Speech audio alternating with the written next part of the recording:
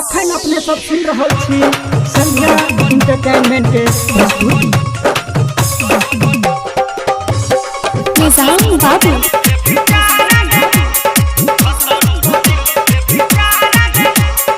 SK recording studio Delhi.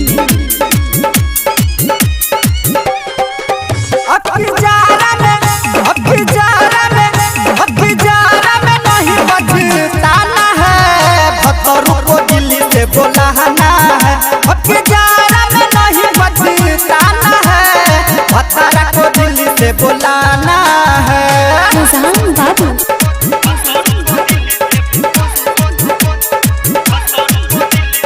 गंधराई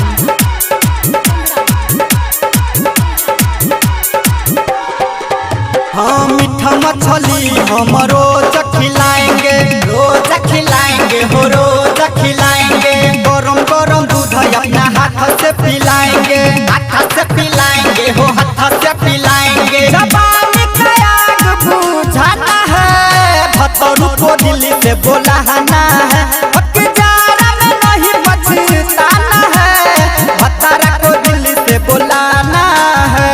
निजाम बाबू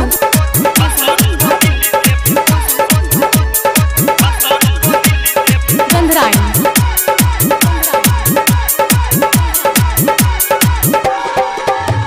पिछली बार रहे हम तरस के अब की बार आएंगे तो जाएंगे बरस के हो जाएंगे बरस के महाराना जा खटाना है भतरू को दिल से बोलाना है जारा में नहीं बचताना है भतारा को दिल से बोलाना है। निजाम बाबू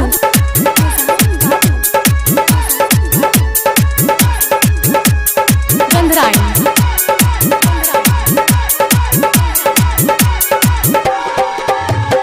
राइटर वेद आल नजाम बाबू हो नजाम बाबू होता नहीं है हमसे काबू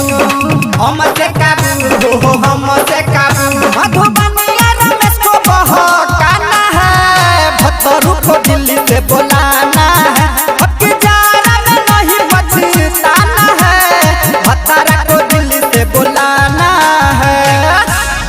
एसके रिकॉर्डिंग स्टूडियो दिल्ली।